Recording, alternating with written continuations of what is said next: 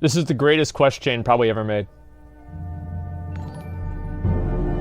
160 killing boards, can I join your guild? No meme? Yeah, you can join. There it is, man. There it is. Jagged Wild, thank you very much for the sub. There's Atiesh himself. What time next week? There's the guy. 5 times what I make. Yo, that's why people keep donating. Hey guys, thanks. The latest poll has concluded, and the winner is the Azeroth Arsenal, Atiesh. So yeah, that's what we'll be doing today. Atiesh is to casters, as the Ashbringer is to paladins. It's the ultimate caster weapon, firmly etched into Warcraft's mythology and lore. It's the most badass weapon in the game. It's made appearances in the books, the movie, and of course World of Warcraft itself. Yep. Wielded by iconic characters such as Egwene, the Last Guardian Medivh, and Khadgar, it's the weapon of choice for the Guardians of Tirisfal. No, it's not. Its appearance is pretty simple, at least in comparison to the other vanilla legendaries. It's a long wooden weapon reinforced with arcane magic and stylized with a raven carved into the head, the symbol of the Guardians.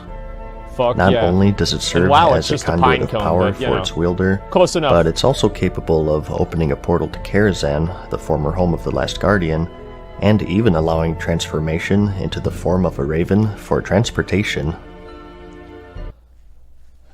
So my friend and I, we got Atiesh for him.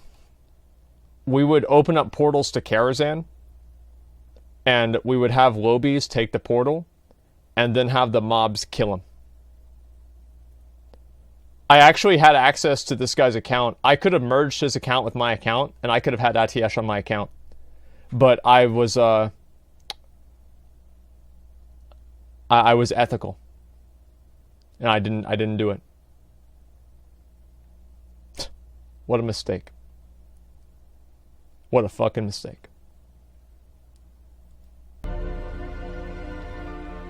It holds incredible power, but only the strongest can bring out its full potential. After Medivh's corruption and death... That was the guy, by the way, just to bring all of this full circle. Kryptonites was the one that was explaining 4 horsemen for 2 hours, and then the raid wiped in 2 seconds. That's the same guy. That's why he got Atiesh. Do you think that he would actually have put that much effort into doing Naxxramas if he wasn't getting Atiesh out of it? Put the pieces together. It's all real. The weapon was cursed and passed around to various members of the Kirin Tor, who were the mages of Dalaran. However, anyone who wielded it died shortly after. In light of this, and with the line of guardians coming to a close, the Kirin Tor judged the weapon to be unwieldable and locked it away behind barriers of magic in their city of Dalaran. And on top of this, since it was such a powerful artifact, a guardian would also keep a watchful eye over it and protect it from any would-be thieves. Of course. It laid there for many years until the Eredar Demon Lord, Archimonde, attacked the city. A failsafe triggered with a barrier guarding Atiesh, and the staff was shattered into many pieces and spread throughout the land. The shards, 40 in total, were collected by the Scourge. I didn't know that. The archaeologist Brand Bronzebeard found the base, which he then lost to the old god Cthulhu when he was exploring the Temple of Entourage. Oops! Way to go, Bran. My bad. And Kel'Thuzad, the Lich Lord and commander of Naxxramas, held the Ravenhead of the staff. Which brings us to World of Warcraft. This weapon was obtainable by players with the original Naxxramas, which was released in patch 1.11 and removed in patch 3.0.2 in light of its remake in the Wrath of the Lich King expansion. It was the first caster legendary in the game, and the first legendary to be obtained through consistent and hard work, rather than just a lucky drop like the other vanilla legendaries such as Thunder Fury and the Hand of Ragnaros. That's actually really true, I never thought of that. As mentioned, it all started with the Naxxramas raid. This was the final raid for classic World of Warcraft, and was appropriately the toughest. This is how legendary should be. Nearly every boss was an extreme challenge, and with AQ40 being the previous raid, it was like the 1-2 death punch to raiding guilds back then. Fuck yes. Very few cleared it before the release of the Burning Crusade expansion. Part of this was due to the expansion being announced so quickly Nobody cared. after the raid release. They knew all their shit was going to get replaced. Everyone just like knew BFA. that any gear they got would quickly be replaced in their journey from 60 to 70, so there was very little motivation to trudge through this raid, let alone complete a legendary staff. So, only the most dedicated and skilled would clear through all of it, and even fewer would see Atiesh completed before the release of the Burning Crusade. I never saw a single person that had Atiesh until in Vanilla WoW. Never. Not a single person. The reason why Atiesh was the perfect legendary is because you could do everything that you wanted, but until you actually completed the game and killed Kel'Thuzad, you would never see the legendary. You would never get it. And the legendary became a reward from raiding rather than a requirement. And that's what happens with legendaries nowadays, is they're a requirement. This was the ideal pinnacle achievement of the game, right here. And that's what made it so special. Then you say you helped someone get it? As hard as it was to complete, it was also pretty straightforward. As mentioned before, the Scourge captured the fragments of Atiesh after its destruction in Dalaran. They ended up in the hands of actual bosses in the raid, and each one had a chance to drop a legendary item called the Splinter of Atiesh. Reading the tooltip, you saw that if you combined 40 of these, you could reform the frame of Atiesh.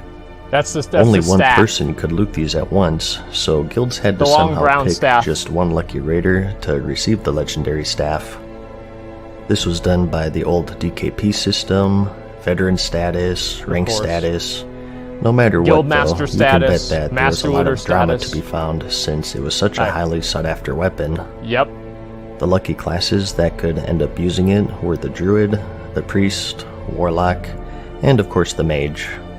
Ninja would have so you raided and raided and raided, yeah, you can really and once you had all 40 shards, just as promised, you form a legendary item called the Frame of Atiesh, which is actually a quest starter. Clicking on it would give you a quest that sends you to Anachronos.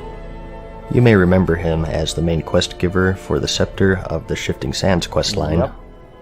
You could find him outside of the then closed Caverns of Time, and before you could talk to him, you had to be neutral with the Brood of Nozdormu faction. That shit was hard to do, too, by the way. You typically had this was annoying if you were actively raiding AQ40, though, so it wasn't too bad.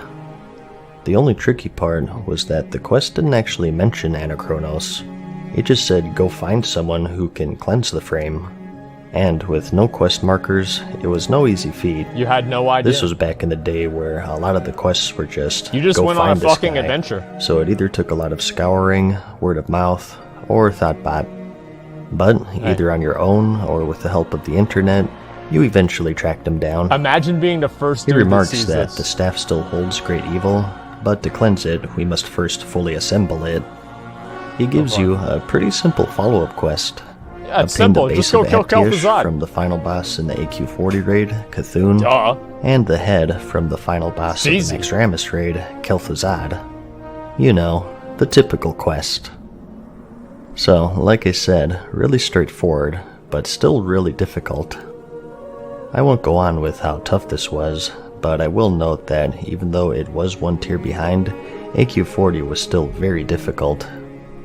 In fact, when it was first released, Cthulhu was thought to be mathematically impossible to beat, even with the best gear and perfect execution, and in fact was only killed after a big nerf. The only upside was that it was at least a 100% drop as long as you had the quest, and it would also drop for multiple quest bearers. I forgot all about that. So, I thought they were just white items, that actually. Only the best could complete, and if they were successful, there's just one more step. To cleanse the staff. The final task will be the most difficult of all, Badgar. You have faced and defeated both an old god and the Lich King's general, but now you must face the hand of Sargeras. Take this staff to Strathlum. It is there that you will find a piece of consecrated earth, ground where the greatest knights of Lordaeron were murdered. Place the befouled staff upon the holy ground and prepare for an entity of immense power to break from within. Defeat the demonic being that controls the staff and return it to me. That is fucking badass, dude. That is fucking badass. It's still the epitome of all evil, and it will destroy its wielder, So the next step was to head to the Stratholme dungeon with 4 party members to purify it. 4 champions. Like, these are people, like, in full Naxxramas gear that were going in to fight against this boss. There he is. There he fucking is. Near the undead side, next to a fountain, you could find a patch of consecrated earth. Yep. The quest holder would have to stand atop this spot and perform a short ritual, and at the end, a demon named Atiesh would spawn. This was the evil that's been inhabiting this staff for all of these years at the behest of Sargeras himself. You'd have to take it down to finally cleanse this staff once and for all. It was a pretty tough fight with just 5 people. The demon itself dual-wielded a legendary. He had drops dual one of those swords weapons, called you could loot it. Dionysus, the Reaper of Souls. Yep. If a player disarmed the demon during the fight, he would actually drop it on the ground, How and fucking you'd be able badass to is wield it that? against them. How It had fucking an item level of badass is 100 that? and some crazy attack power, but Holy it was a shit, conjured man. item and was only usable inside of Stratholme. Yep. Unfortunately, it disappeared once you exited the dungeon. Very unfortunate. If you were successful, you returned to Anachronos, and he gave you the cleansed Atiesh as a reward. Each class got a slightly different Holy version, shit, man. but in general, it had tons of spell power, Holy stamina, fucking shit. intellect, spirit, hit or There crit it is, chance, boys. and an aura that buffed your party members, which People was actually- pretty unique at the time. People actually kept using that staff even into Burning Crusade because the aura, basically like high-end guilds would use the aura and just multiply it by 4 and just say that staff gave that person effectively that much spell power, and it was actually better than a lot of items if you were using it purely for a group benefit. I remember like the same guy did that too. And you could also open a portal to Karazhan in the Deadwind Pass that you and your party members could use. Although there really wasn't a reason to be here until the Burning Crusade expansion when the raid actually released. Yeah, you can make a portal to A little fun Karazhan. fact though is that if you entered the Burning Crusade Karazhan and you walked up to the Shade of Varan boss with Atiesh equipped, you got some extra dialogue. They revisited this in the Legion remake as well with the Shade of Medivh fight. That's so badass. The only thing it's Like, I missing really think that's is cool. the Raven form. Yeah. Maybe they didn't want to steal the Druid's thunder.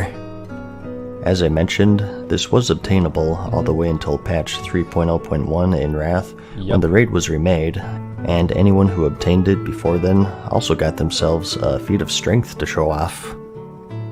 And similar to the other weapons in this series, it also has a card dedicated to it in the official trading card game. Appropriately, only the Druid, Priest, Warlock, and Mage classes could use it. As I mentioned, it also appeared in the Warcraft movie. They ended up having an auction for all of the props, and this one sold for nearly $5,000. Yo, we should have bought Let's that, hope it man. was cleansed first. We should have done it. We should have done a And donation today, goal for lore-wise, that. it's in the 100%. hands of the Archmage Khadgar. Like, So it gets a little awkward if a player wielder interacts with them. yeah, it's true. Very few survive today, as you would imagine, so if you see one out in the wild, make sure you press F to pay respects. Well, that's about it. Kind of a shorter video for the standard of the series, but as I said, it's pretty straightforward. Still though, I hope you found the video interesting or entertaining. Like it if you liked it, and I'll see you in the next one. Peace. Holy shit, man. Farewell for now, mortals. We hope you enjoyed today's video. See you again soon. This is the video that I just watched. That was actually a really great video. I love that video. I wish that they had like more shit like this in the game that was like actually like capstone achievements. I think that like Blizzard, I think they can go back to it, but they're gonna need like, I'm gonna be completely real with you guys. Like current WoW, it won't be good for like 4 more years, if ever. And at this point in time, they need to do something that's just a full reset. Like somehow they need to do a full reset of like everything in the game.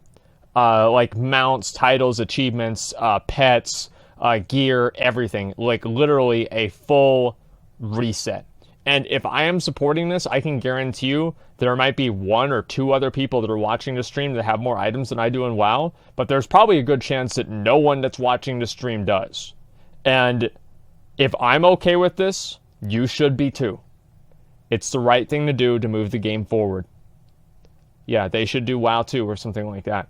That is, in my opinion, the only way they can carry the game forward. And have it reclaim its success that it used to have. That's my opinion, at least.